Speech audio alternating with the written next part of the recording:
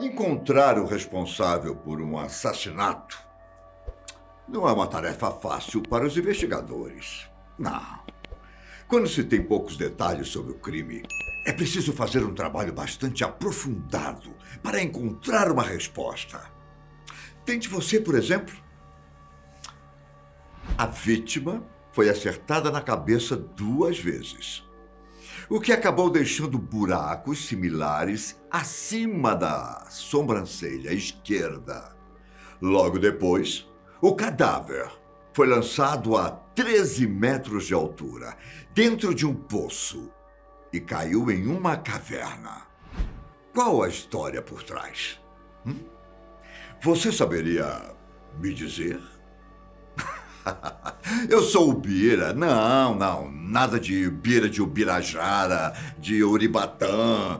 Não, Bira de Bira. Combinado? Então está. Se pareceu complicado decifrar esse crime com tão poucos detalhes, preste atenção na data em que ele aconteceu. 430 mil anos atrás. E caso os pesquisadores realmente estejam corretos em suas análises, então nós estamos diante do primeiro caso de assassinato da história. Isso, pelo menos, até que um caso ainda mais antigo seja descoberto, o que é bem possível de acontecer em algum dia. O fato é que esses vestígios dão luz à ideia de que a agressividade está fortemente ligada à natureza humana. Algo que você já deve ter escutado várias vezes durante a vida. Como diria o filósofo inglês Thomas Robbins, o ser humano já nasceu mau e egoísta.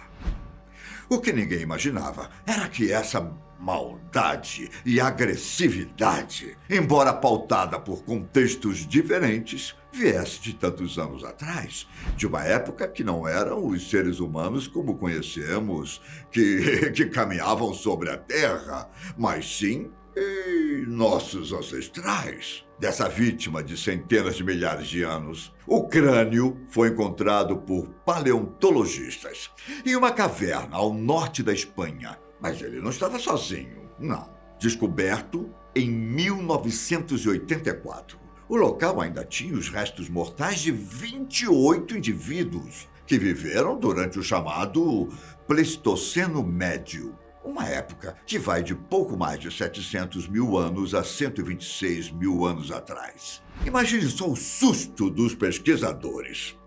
Para chegar até o local onde os corpos estavam, é preciso descer uma altura de 13 metros, o que mesmo hoje em dia ainda tem lá suas dificuldades. Imagina, eu nunca conseguiria.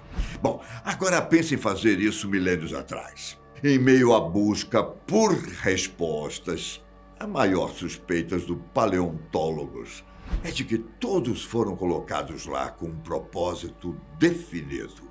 Mas qual seria ele? Por causa de todo esse contexto, a caverna acabou se tornando um sítio arqueológico com um nome bem apropriado: Poço dos Ossos. E se parece que foi fácil chegar à conclusão sobre o assassinato, saiba que as primeiras evidências indicavam que os pesquisadores estavam diante de apenas restos antigos.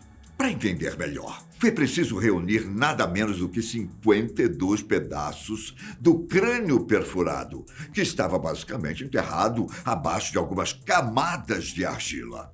Uma vez que os pedaços foram agrupados e montados, a peça histórica recebeu o nome de Crânium 17. Mas por causa da falta de maiores detalhes e vestígios do restante do corpo, acabou que os pesquisadores ficaram de mãos atadas na hora de determinar a idade ou mesmo o sexo da possível vítima. O que foi possível determinar é que o indivíduo encontrou a morte quando era um jovem adulto e, muito provavelmente, não foi de causas naturais. Veja bem, quando o assunto envolve registros fósseis, é bastante comum encontrar ferimentos traumáticos nos restos mortais. Só que isso nem sempre significa que o indivíduo tenha sido assassinado.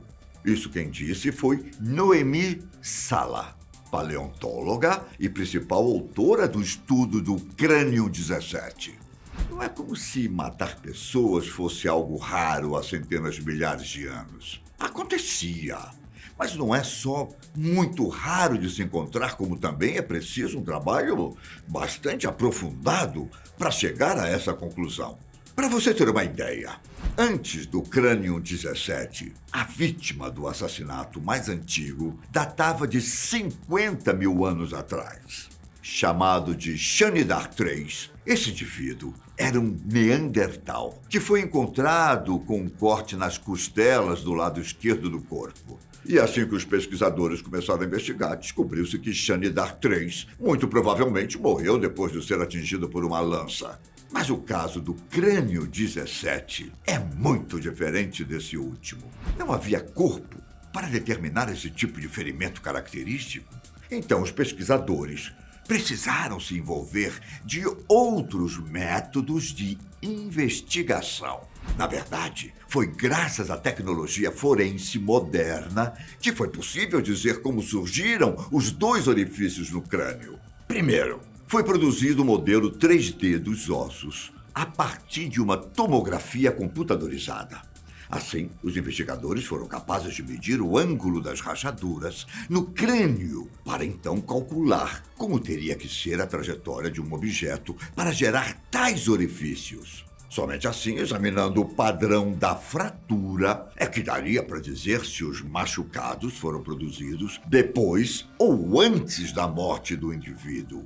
Para ajudar nessa análise, também foi importante procurar sinais de que o osso tentou se curar, o que indicaria aos especialistas que o ferimento não havia sido fatal.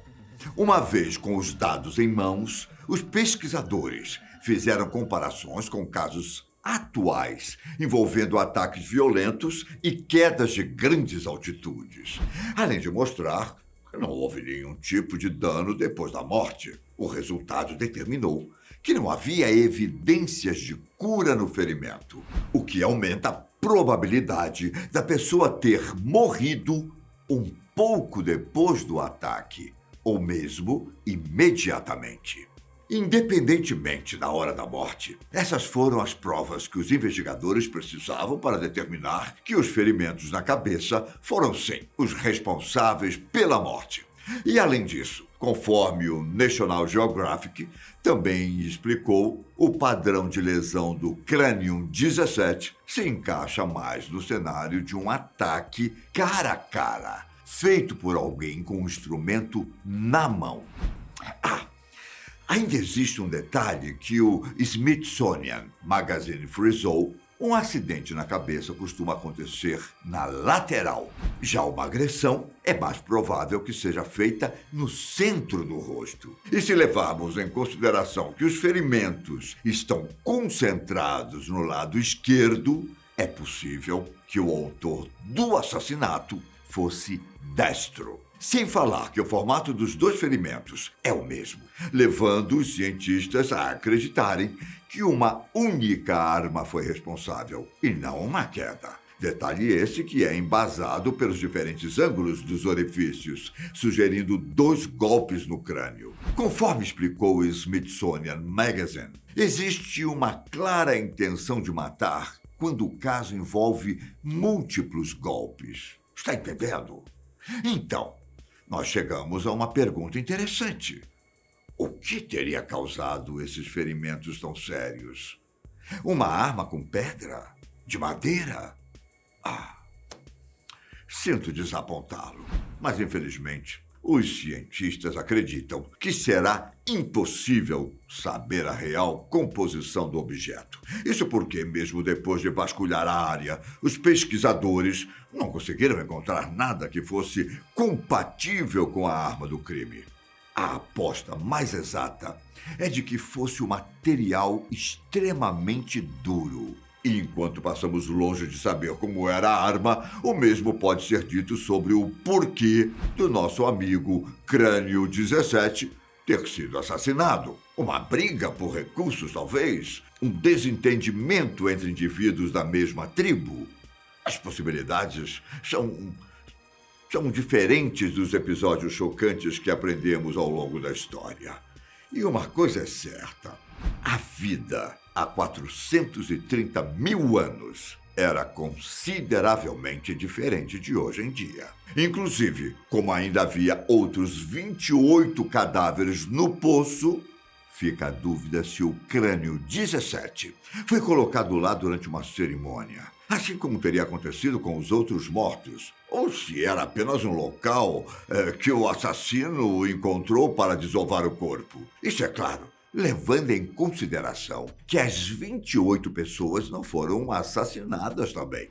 Caso tenham sido sepultadas em uma espécie de ritual antigo, então o crânio 17 não é o único que merece destaque no nosso vídeo.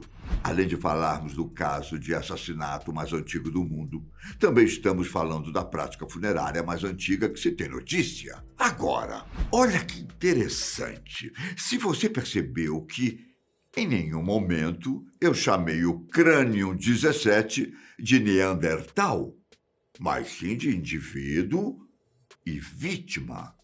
O motivo disso é muito simples.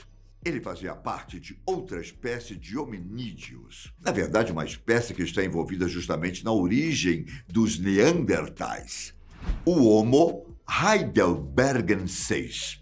Trata-se de uma espécie primitiva, com uma caixa craniana consideravelmente maior, de sobrancelhas grandes e rosto achatado. Acredita-se que seus corpos largos e curtos, em comparação com os nossos, foram resultados de uma adaptação que tinha como objetivo conservar o calor, já que fazia moradia em regiões mais frias. Explorar o passado não é uma simples atividade de estudar culturas que vieram antes da nossa, mas também é uma forma de entender como a mente humana funciona. E desde que época a humanidade tem certas, digamos, atitudes. Eu espero que você tenha gostado desse vídeo. Eu fico por aqui, mas eu fico excitado com esse tipo de discussão. Um grande abraço. Até a próxima. Um grande abraço do Bira.